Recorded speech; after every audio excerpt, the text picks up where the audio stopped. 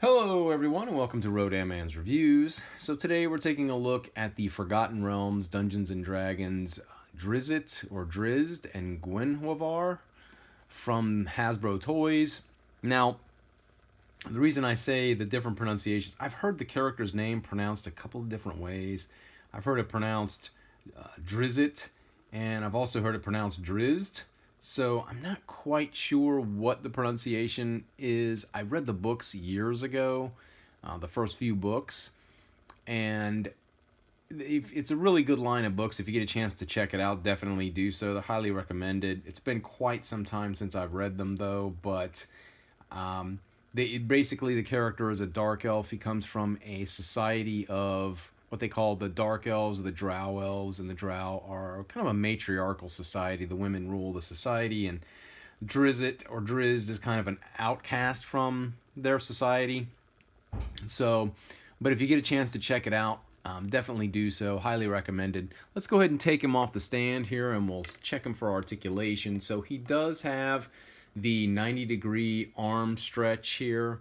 The shoulder pads, the pauldrons here kind of impede him a little bit, but you can get him to a 90-degree. He does have a double bend on both of the arms, right? He's got an ab crunch forward that's really good, an ab crunch back. His head looks down, but it doesn't really look as far up, just because of the hair, you know. He also has the knees that bend, so we've got double jointed legs, right?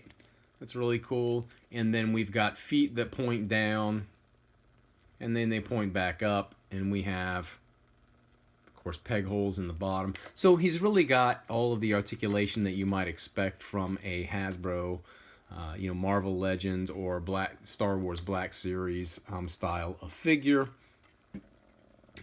So let's go ahead and we'll take a look at also Guenhwyvar. I hope I'm pronouncing that correctly. So the Panther, I kind of thought this would just be a, just kind of like an accessory, but it's really a figure of its own. If you look, the head goes up, the head can go down, the head can go from side to side, right? We've got the legs that they can also point down. I mean, you could probably get this thing in some really good poses. The paws themselves move, so you can extend it out and pull it back in.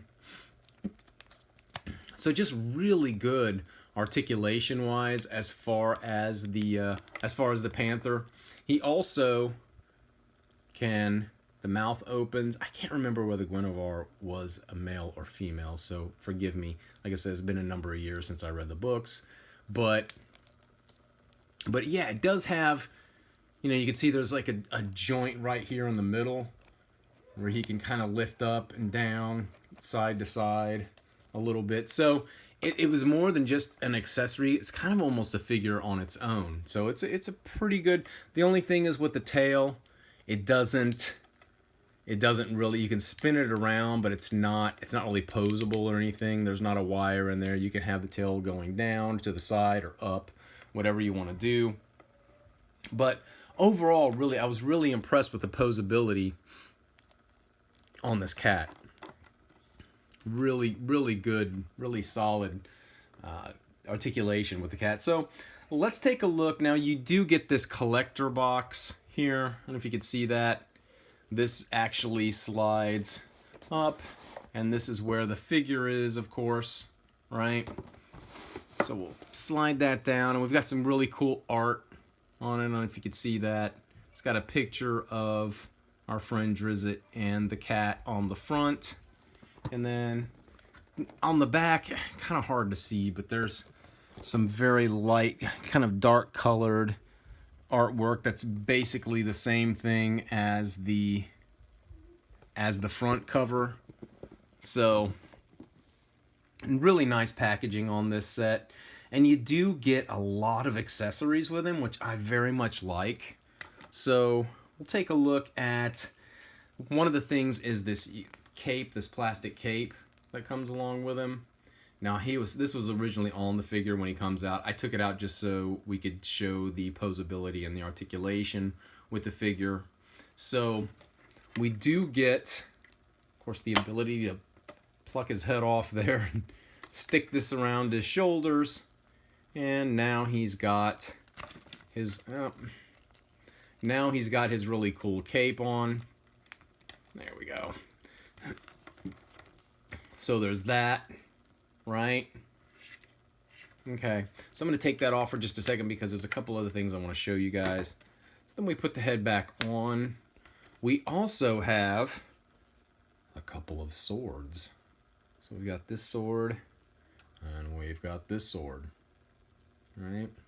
And of course he's got sword gripping hands, so you can just pop those in there, and they look really cool in his hands, right? So he's got a couple of really cool looking swords. And then he does have an extra head, which I'm always a fan of. I'm always a fan of extra heads or extra hands, right? So if we pluck this head off, now this head kind of has the windblown look, you know. He's got this kind of grimace look on his face, right, with his hair blowing in the wind.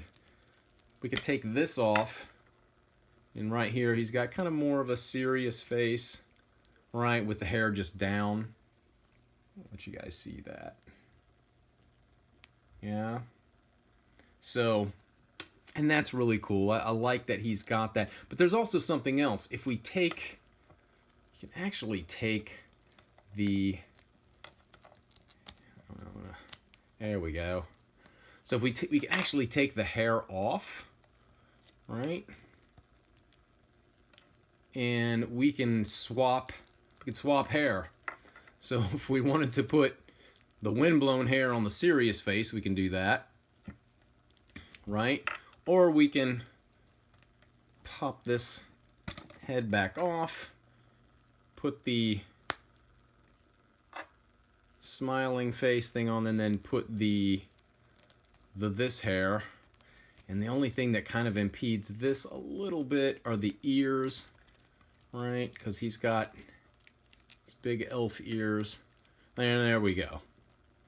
So that's really cool. I like that you can exchange, you know, put the different styles of hair on the separate heads. Of course, if you want to take the weapons out of his hands, you can do so, because we've got a couple of scabbards here, right, that we can slide the swords into, so he's not just having to carry them all the time, right?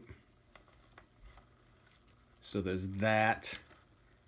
And then we've also got, for the swords, there's these, almost like a flame or magical effect. I'll take one of these out of here. And there's one for each sword, so we get two, right? So we could take this magical effect thing and just kind of, I'm putting it in the wrong way. There we go. So there you go. So you could put that on each of the swords. It gives this effect like he's swinging the sword around, right? Kind of this magical energy coming off of the sword. And again, like I say, you can put them on both swords, so that's really cool. So we've got the swords, we've got the heads that are swappable. We also get a couple of extra hands. So we got a hand for the right hand here. That's just more like a fist. So there we go. And then we've got a hand for the other side. That is just kind of like an open or semi-open hand, right? So there you go. So you can swap the hands out, put this semi-open hand over here, put the fisted hand over here, if you don't want to have the swords in it. He also has this little, it's kind of like a little necklace or a little charm thing. I'm sorry, I'll try and get that close without it getting blurry. So if you pop the head off, you can just kind of put that around his neck. And then he's got like a little charm or necklace of some kind, right? And then he's also got this little, I don't know if you guys can see this, it's kind of small. So let me get him to stand up here and we'll take a look. It's like an idol of a cat. I don't remember the significance of this. Like I said, guys, it's been a lot of years since I've read the books. And there's been a lot of books, so I may not have ever even gotten to the book where this was a thing. But it's almost like a small charm version of the big cat, you know? So, kind of a cool little thing, right? And then, of course, like we showed before, we've got the plastic cape. I kind of would have liked, you know, I'm always a fan of a really well done soft goods cape, but, you know, this is cool too for not being soft goods. I really like it. It's good stuff. Of course, any of you that have any kind of capability with putting them together, and I've seen some really cool custom stuff before, can probably do your own custom cape for him. We also get, since Dungeons and Dragons is of course a game from way back in the day, one of the things that we get is we get this 20-sided die. It's kind of like a green and black-ish colored die. It's numbers 1 through 20. And then, of course, for the 20, we get the and, or the ampersand symbol there for the 20 roll. So, you know, if you rolled that, you've rolled the highest you can get on the die, which is a 20, right? So I thought that was a kind of a cool touch. I played D&D from way back, so this was kind of a callback to those old school days of Dungeons and Dragons, which I really appreciated. And then we also get these, guys, I'm not quite sure what these are. They're like little paper cards. They've got some things written on the back, right? And then we get pictures. Like we get a picture of a dragon on this one here. I'll scoot them back and try and show you guys these. I don't know if they're different with every figure that you get. Possibly, I don't know. It just looks like creatures from Dungeons and Dragons. So we get a dragon right here, right? With some writing on the back. I'm not sure what that writing is. We have a little gang of goblins right here with, again, some more writing on the back. I'm not quite sure what this creature is supposed to be. I'm not sure. It looks I'm not absolutely 100% on what this creature is. But again, writing on the back of the little card, we get a gnoll, which are like dogmen, hyena men, something like that from the D&D universe. So we get that. We get a beholder, which is this big thing with rows of teeth and this big eye with a bunch of other eyes on that each do different things, have different powers. And then we get what appears to me like a frost giant. And then again, bunch of writing on the back that's not really easy to read. So yeah, again, I don't know if this is stuff that's specific to this particular figure when you get it.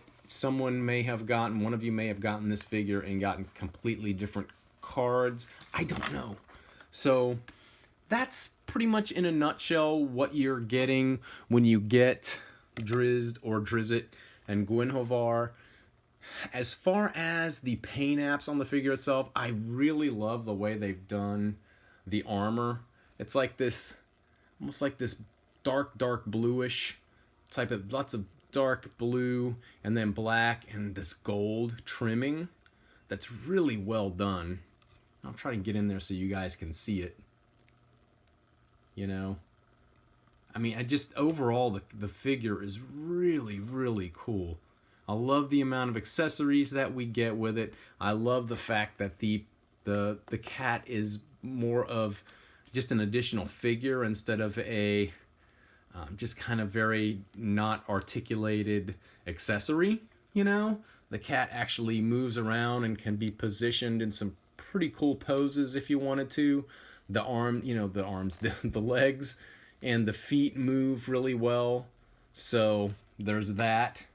And just overall, the figure itself just seems really, both of them seem really well done. So if this is a sign of things to come from Hasbro, from the Forgotten Realms Dungeons and Dragons universe, I'm kind of stoked because, again, I played the game way back in the day and was a big fan, and if we're going to get more figures like this, I'm totally down with that. So Forgotten Realms, Dungeons and Dragons, Drizzt and Guenhwyvar from Hasbro Toys.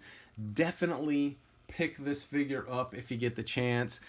It's absolutely worth it if you're a fan, and even if you're not a fan of Dungeons and Dragons specifically, if you just like good action figure, I can highly recommend this figure. The amount of accessories that you get with it, the articulation, and just the detail on the figure overall are really good. So, as always, guys, thank you for watching. Please like, please comment, please subscribe, and I'll see you all next video.